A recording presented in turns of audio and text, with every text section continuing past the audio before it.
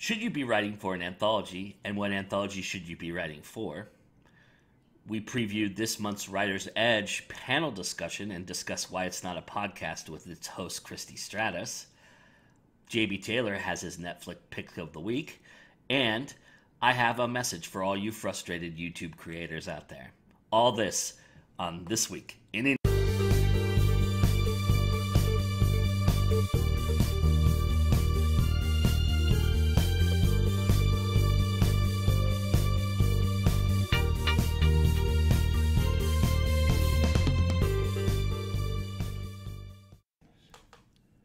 Hello, everybody, and welcome to This Week in Indies. I'm your host, Joe Compton, and thank you for joining us. You know, summer flies by, and we get to replenish, retool, spend quality time with our friends and family, and enjoy everything that summer has to offer.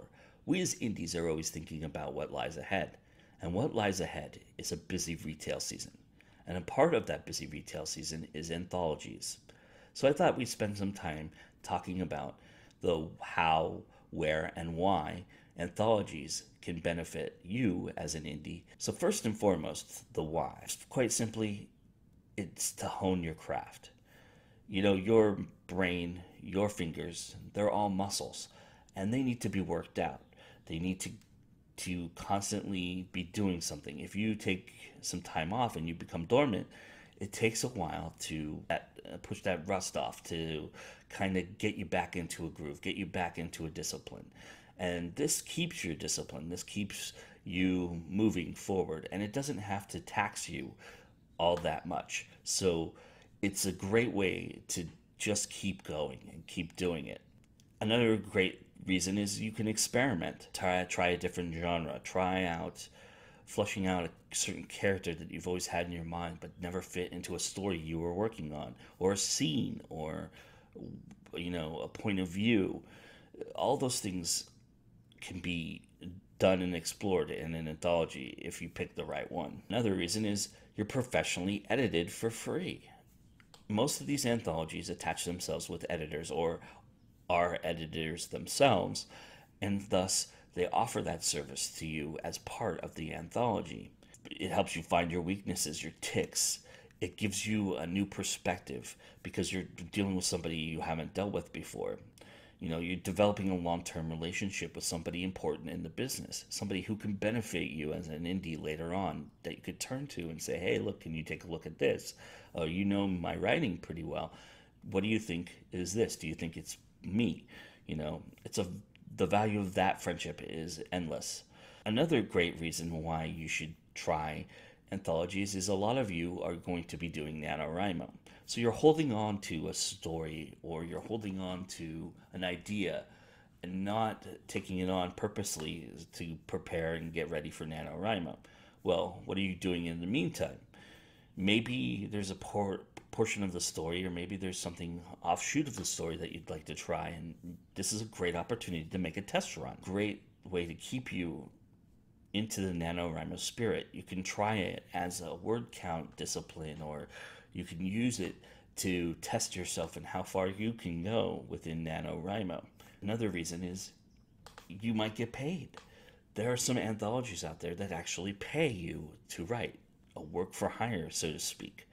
Now, they're pennies on the dollar, but still, to get paid for your writing, that's something really cool, and I think something that is worth the time to invest in. So let's talk about the where of anthologies. An important factor in determining whether the anthology is for you or not is where are they distributing? What is their distributing network? Are they doing just ebook only? Are they doing ebook and paperback? Are they being ambitious and doing ebook, paperback, and audiobook? And I'll be honest with you, if they're trying an audiobook, it may not be a great anthology to go after unless they have a proven record of that. Usually audiobooks, that's a little bit trickier for an artist, because you have a certain voice in your head. You want to have certain control over what you're doing, and with an anthology you lose pretty much all control. The paperback and the audiobook portion of it, you're going to have no say in how it's put together and where it is in the stories and everything like that. So it becomes a mess if you're doing an audiobook, and a lot more time consuming as well. So make sure you definitely read, pick the right fit for you. It's not a bad thing to ask the publisher for the distribution network for their marketing plan. Are they doing Facebook parties, newsletters, KDP? What is it that they're doing differently? Or what is it that is going to help you get maximum exposure? You have to look at it as a business. I know that we do tend to join anthologies that with people we know, publishers that we've worked with, other authors that we've worked with, and that's fine, and that's a whole different thing, and it's perfectly okay. But if you're looking at this as an opportunity for you and your name, you have to weigh in all the factors, and you have to do it from a business standpoint. You can't be, oh, I like this person, so I'm going to do this, because it may not benefit you totally in the end, and your time is very valuable. You have to know that. You have to believe that. Look at if the publisher has experiences with anthologies. Have they done them before? What has been the result? How many authors do you recognize from the anthologies that they've done? Are they categorizing it correctly? A lot of people get the categories within Amazon and wonder, is that really beneficial? It can be, So is the anthology taking advantage of that opportunity? Is it a gathering of unknown authors? Or are you just being tacked onto an anthology that needed more words, so they offered an open submission, but really it's a published anthology featuring most of their published authors that they carry on their roster? If it's an anthology with a roster-based grouping, you may want to consider passing on that, just simply because ultimately they're going to market their authors first, and they're going to put their authors ahead of you. Now, there is the reverse of that idea, which is because they are marketing so hard for their own authors that you might get a little residual from that, and that's something to weigh in as well. How much will you get in residual from that idea? And maybe your story will stand out amongst above their authors, which is another reason to give it a shot. But you have to weigh those carefully. Just be very cautious of look at how they're putting it together in terms of what kind of authors they're bringing. Word count is another big deal. Say that their parameter is 5,000 to 8,000 words. Well, that indicates you have to think about, okay, they're going to put an anthology together. It's a book, so 5,000 to 8,000 words. It's going to narrow the field quite a bit, which may be to your benefit.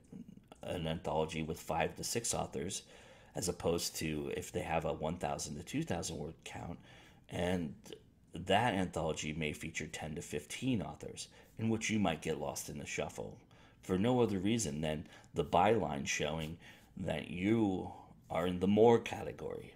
And what I mean by that is, on Amazon, it says, underneath the title, it says buy, and it lists all the authors out, and you might just end up in the more category, which is the extended little spot. So they'll show the first 4 or 5 names, and then it says more, and then the person would have to actually physically click on more to see the rest of the names. Now, you may roll the dice and take a chance with that, and you may think, well, if they're looking at specific authors, they may find that author within that top byline and then start reading and get to your story and then get enthralled by it. But there's something about their muscle memory as readers as well, where they associate the names that they saw with what they're looking for, and they may just skip to that author's story. They look at the table of contents, go, okay, that's the author I was looking for, so I'm just going to read their story. It happens. So where you are on the byline is important. So if you're doing an anthology with 10 or 15 other authors, that may not benefit you all that well. Now, of course, you may just be honing your craft. You may be, running practices for Nano. Whatever you're doing, weighs into, of course, how you're going to choose that. But if you are looking to gain exposure, if you're looking to be paid, the more words you write, the more you get paid, right? So 5,000 to 8,000 words also offers you a better opportunity to be seen amongst 5 authors. Your odds are better than let's say 10 or 15. And what if you're at the back of the book at a 10 or 15 or even a 5 or 6 and the rest of the stories are subpar at best, or they're not capturing the reader's attention? They'll never get to you at the end. The important thing is to note that you have the right to your own story, and maybe publishing it later or putting it out on your blog or your website might be something you want to consider. So if you have a 5,000 or 8,000 word count, putting that on a blog or a website obviously is a lot more daunting than putting a 1,000 or 2,000 word count. So there's all kinds of different approaches to that idea, but you get the gist on the word count. Taking advantage of your strengths is another key factor. I mean, if you write in a certain genre, if you're known for being a horror writer and they have, all these Halloween anthologies coming out, look for the best one. Look to put your name in there because you're a horror writer that should be seen. You write great horror.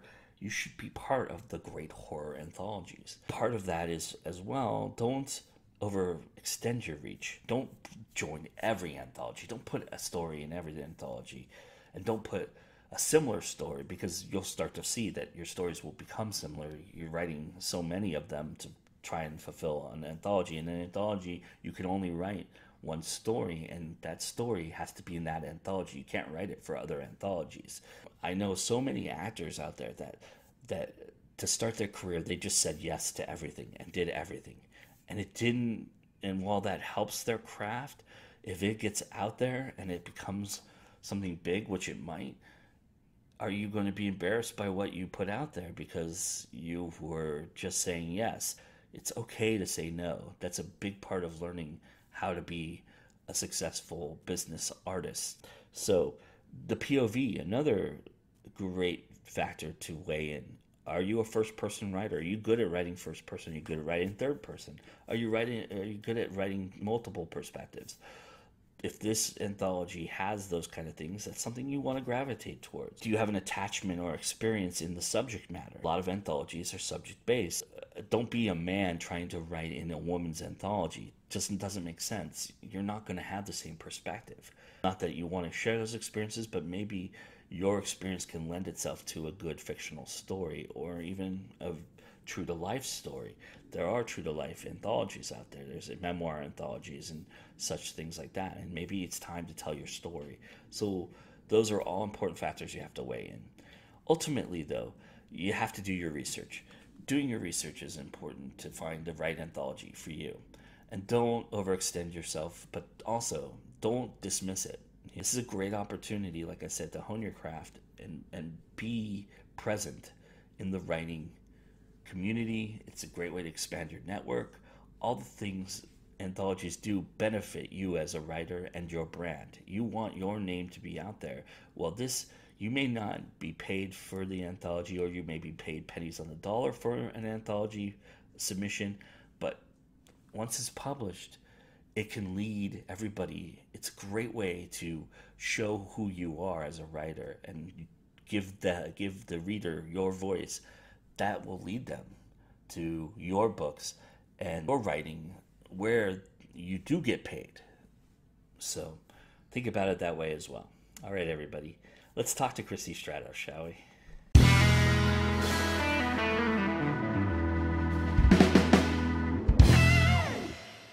So I'm here with the awesome Christy Stratos, who, if you watch GoIndieNow, you know her pretty well. She's a frequent contributor to our show, but she also does an awesome, I hate to call it a podcast because, technically, I guess it is that.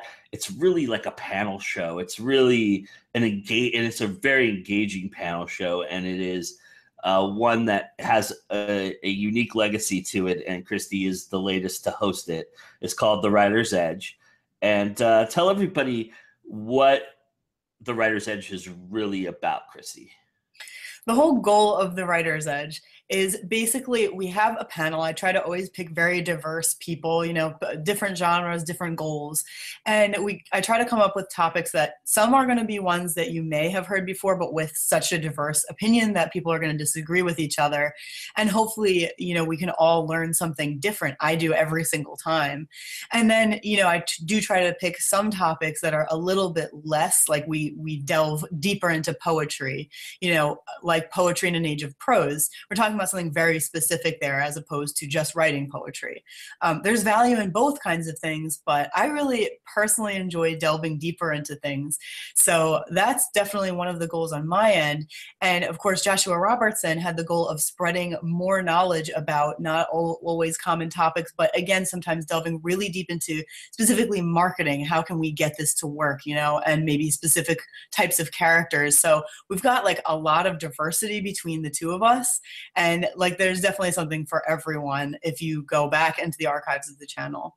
When you got the email or message from Josh to take this over, what was your initial thought process behind it? What did you think when you received that information? Well, he asked me at first if I could just host it temporarily because he had a lot of other things going on. He was really, really busy. So I thought, wow, that would be really cool. Yeah, let me give it a shot. And, I already had some experience with it with you, Joe, from, the time that I hosted the women's panel, and I loved it. And so I said, okay, yeah, this is a really cool opportunity. And then as I did, I think it was like 3 months of it, I was like, man, I wish I could start something like this on my own. This is really amazing. And I'm so enjoying it. I kind of want to keep going. And then I got that message, hey, would this be something you'd be interested in taking on? And I was like, what? Oh my God, this is like a dream come true. Are you serious?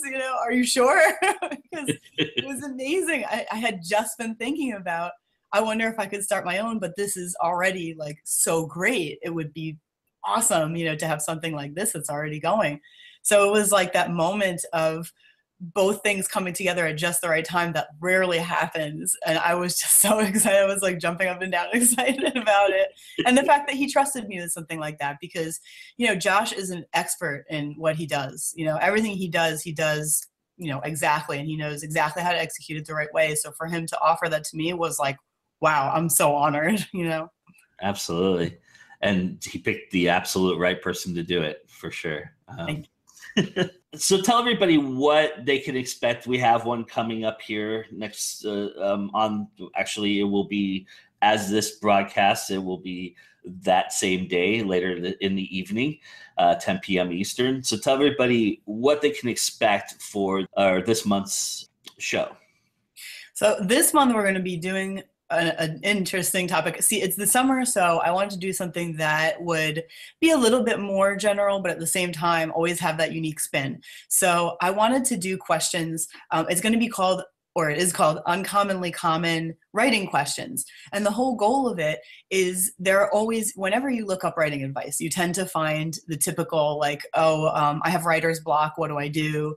I'm not sure how this comma works, like anything along those lines that is just, the typical questions that overload like the writing sphere, and those are extremely helpful, and having a lot of opinions about them is of course extremely helpful. But at the same time, there are questions that get buried a lot of the time. Like, what if I want to start my story at a point where there's already a background, a lot of things have happened, but I don't want to write all that background. It's going to be heavy. It's really not going to draw the reader in. How do I do that?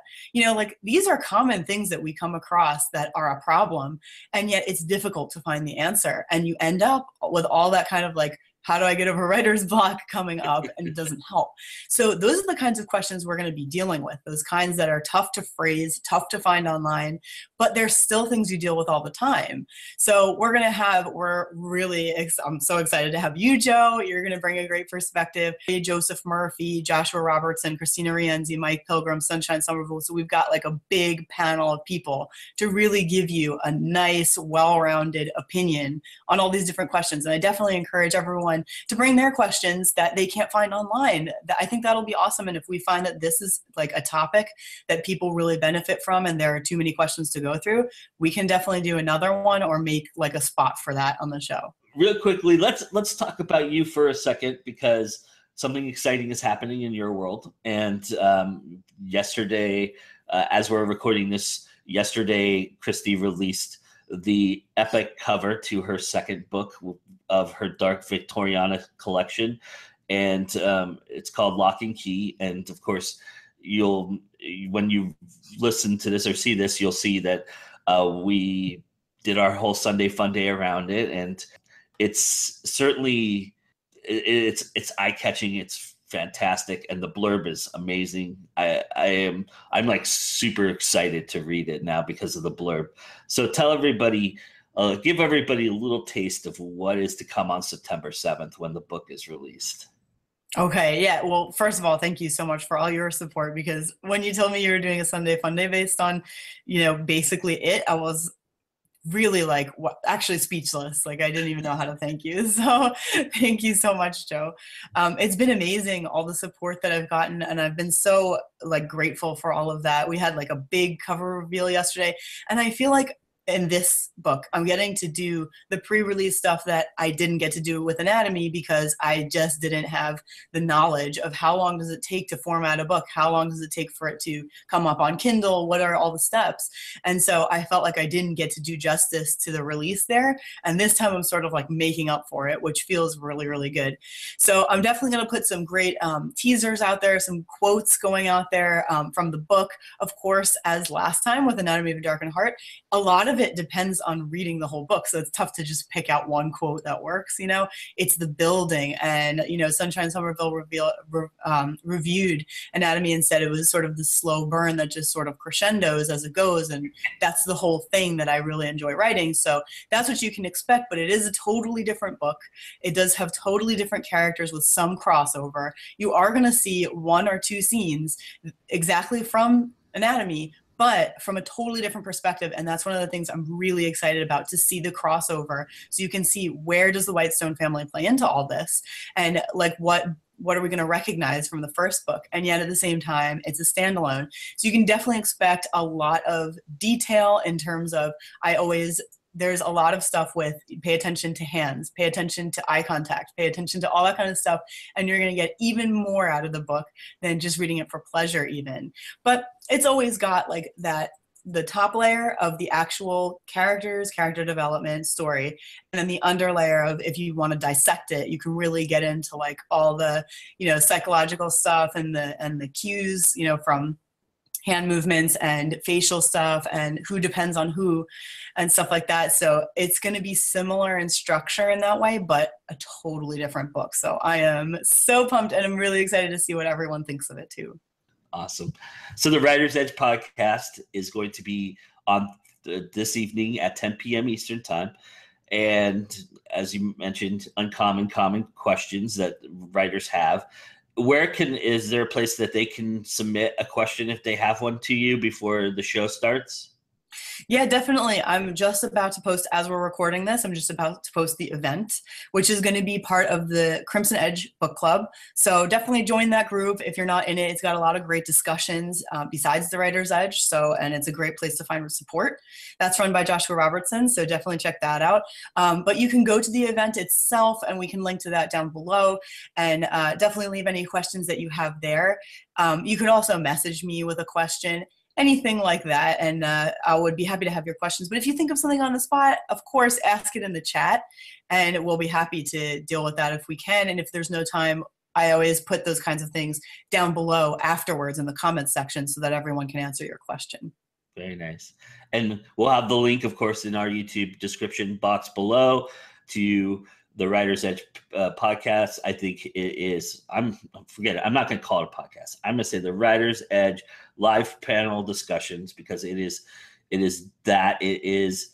an awesome thing that Christy does, and it is a fantastic panel discussion show. And I think that if you're a writer, especially a novelist, you need to be tuned into this show, because like Christy said, she is the host and she learns something every time that she does this. I certainly do. Even if I'm not on the panel, I'm always watching, and I glean so much from it. And the chats are always lively and a lot of fun. So you can be a part of the show as well. There's great participation opportunity. And it's just one of those things that it's a moral imperative. You have to do it. I think you have to do it if you're a writer. So thank you so much, Christy, for giving us an insight into it, and we'll look forward to seeing it tonight. Thank you so much, Joe. I really appreciate it. I hope to see all you guys there, and it's always time to go indie now.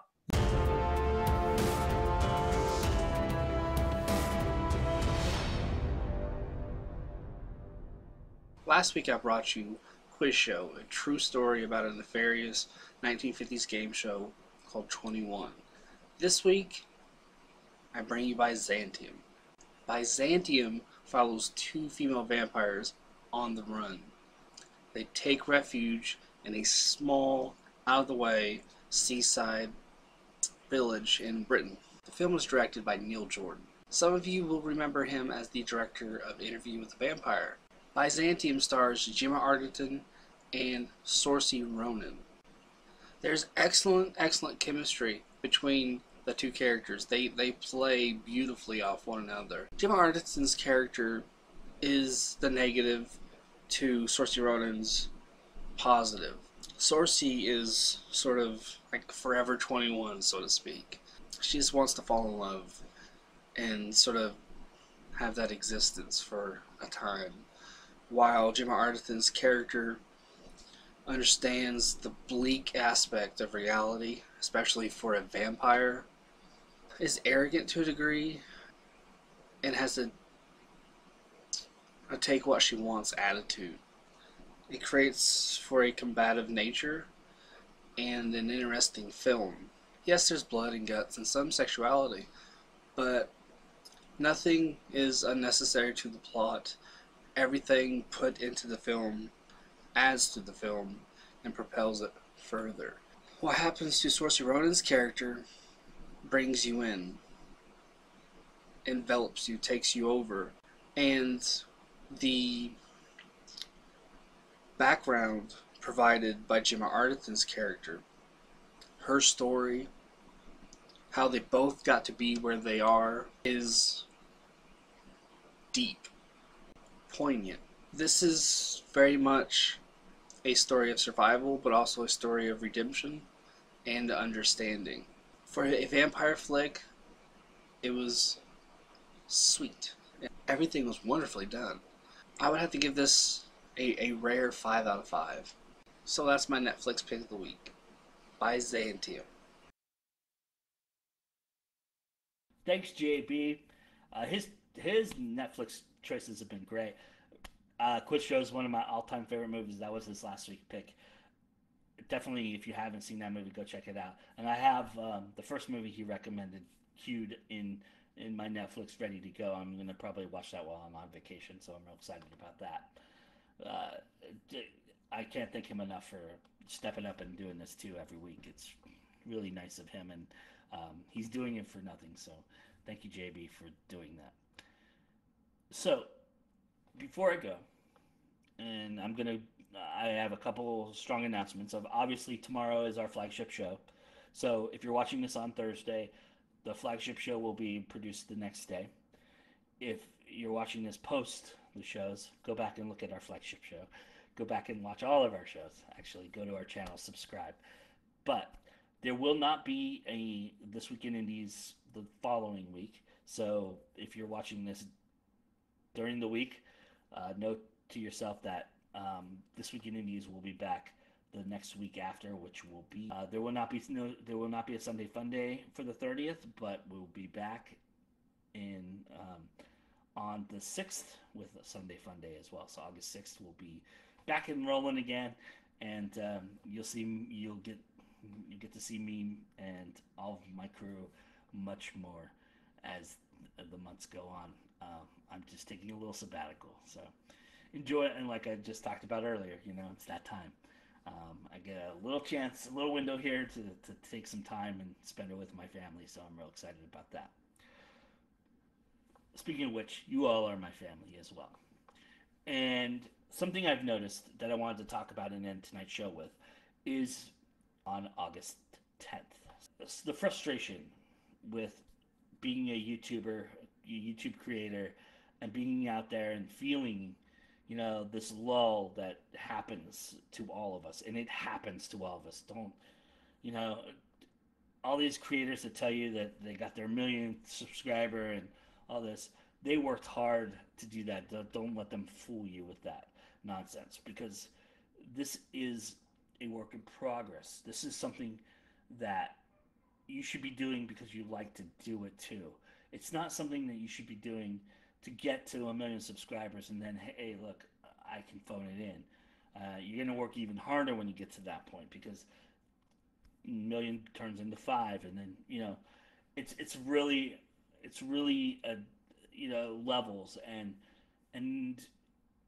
it's so easy to get frustrated. We all do. But I can tell you right now that those of you that are frustrated, I know who you are, and I can tell you that you're doing some amazing, amazing stuff out there. You're out there creating, you're putting stuff out there for us to enjoy. Don't stop doing that. And remember the love that you have in doing it. You were so excited when you first started, and then you caught this bug, and you just kept going and kept going and kept doing it. And that's awesome. That's the way it should be, you know? And yeah, I know we all have to pay our bills. We all have responsibilities. We all have to write. And managing our time is a big thing. Well, to this, I have some advice, because I went through this. I am going through this always. It's a constant struggle for me as well. And the one thing I can tell you is, if you schedule, that is a really big thing for yourself. The moment that I started to actually put myself in check and put myself down as, okay, every Thursday I'm going to do this, every Sunday I'm going to do this, every end of the month I'm going to do this, this is when I'm going to do this, that assures that you're going to be pushing yourself to do those shows within those times and producing those videos. Have a schedule. Randomly posting is fine, and posting as much as you want is fine, but schedule yourself. Put yourself into a schedule. If you do that, you're going to find that it's going to all kind of click and fall into rhythm. And then you can design your writing time around that. You can design your family time around that. You can say, at this time, I'm not going to be doing this. I'm going to be doing this. And that is going to help you, and it's going to save your soul. Trust me. Um, it changed everything for me when I started to do that. I started to realize that I was out there trying so hard to be out there, that I wasn't I wasn't spending enough time with my family. I wasn't doing this. I wasn't writing, and it hurts. It's like we were talking about before. Your muscle. It's a muscle. You have to keep on, you know, working it out. You have to keep on letting it be a muscle. So try that. That's my advice to you guys. Try that. Put yourself on a schedule. Say, on Mondays I'm gonna do a review. On Tuesdays I'm gonna do a book haul. Wednesdays I'm gonna do a booktuber tag. I don't have to do something every day. Take 2 days out of that schedule. Trust me, you have umpteenth amount of subscribers right now. Your subscriber base will keep growing, and it will keep growing whether you want it to or not. There are people who don't post videos and gain a subscriber a week every week. It just happens. Um, and, granted, those might be trolls, but still, it happens. You're going to gradually make yourself go higher and higher every time. It takes time. Let it be patient. Let it be organic. Don't take the shortcuts that people take in trying to make this work. Because ultimately, what you're going to find is that you're going to have 15 minutes of fame, and then you're going to fade away. That's what YouTube creators are getting frustrated with right now. They're not getting frustrated with YouTube. That's what they're telling you. They're telling you they're getting frustrated with YouTube in the way that YouTube is paying them, and the way that YouTube is doing this, and YouTube is doing all this, and YouTube's doing that. What's really happening is that the people who are subscribed to their channels and the people who are part of what they're doing is starting to get hip to what they're doing, and they're falling off, and that hurts them, because they were making hand over fist because they did this clickbait video, or they did this to get more subscribers, or they did that. And some of them have come about it organically, don't get me wrong. But those are the ones that are sticking through it and challenging themselves and moving forward. And YouTube does have some wonky and funky things that they do with their monetizations and their advertisings and all of that. And those people do make a living on YouTube. So you're probably not at that point if you're thinking about this frustration, and that's okay. There will become a time when you have to make that decision whether you're going to be part of that point, and that's because you stuck it out and you toughed it out and you moved up and you kept going. People are going to gravitate to what you're doing because you're doing it authentically, you're doing it organically, you're being who you want to be, and you're being who you want to be on YouTube. That's the important thing. Nothing else matters. Not subscribers, not monetization, not Patreon, not whether this is getting views or whatever. None of that matters. Obviously, you don't want to do something that nobody sees. I get that. But ultimately, what's going to happen is people are going to see it. I have videos 2 years ago that people go and watch every once in a while. I look at my analytics, as much as I try not to every day. I do mostly every other day or whatever. But I do look at my analytics and I study that. And that's another great thing to do is look at your analytics. Look at what is getting attention, and look at what maybe you could promote. You could go on Twitter and say, hey, look, you liked this video. Well, you might like this one as well that I did a year ago. Those are all little tricks and things that you learn and things that you pick up. But know this, you're doing everything you're supposed to be doing. And don't let anybody else tell you differently. And don't give up. That's the worst thing you can do. Because a world without you is a world I don't want to live in. It really is, honestly. And I'm not saying I'm going to go kill myself if you stop making YouTube videos. What I'm saying is that I do this because I love to do it. And I like it. I like it a lot. I like it a lot. I like it a lot. But I like you a lot as well. And I like watching what you're doing. It's so cool to watch what you're doing. So keep doing it. Don't worry about views. Don't worry about subscribers. All that comes. What you have to worry about is your sanity and your peace of mind. And if that is being compromised, then yes, you need to make some changes. Try the scheduling thing. Try the analytics thing. Try all those things and see where you're at 6 months from now. Scale back on your videos, but scale back with a purpose. Again, if you're only doing one video a week, schedule that one video so your subscribers who are there for you, you all have subscribers. I know you do. I am one of them. If it's nothing else, I'm going to view it. So I'd like to know when you're going to post.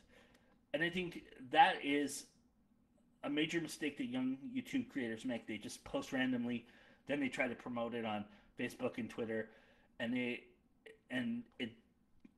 works for a little bit, but then it starts to fade because people, okay, he posted another video, I'll go check it out later.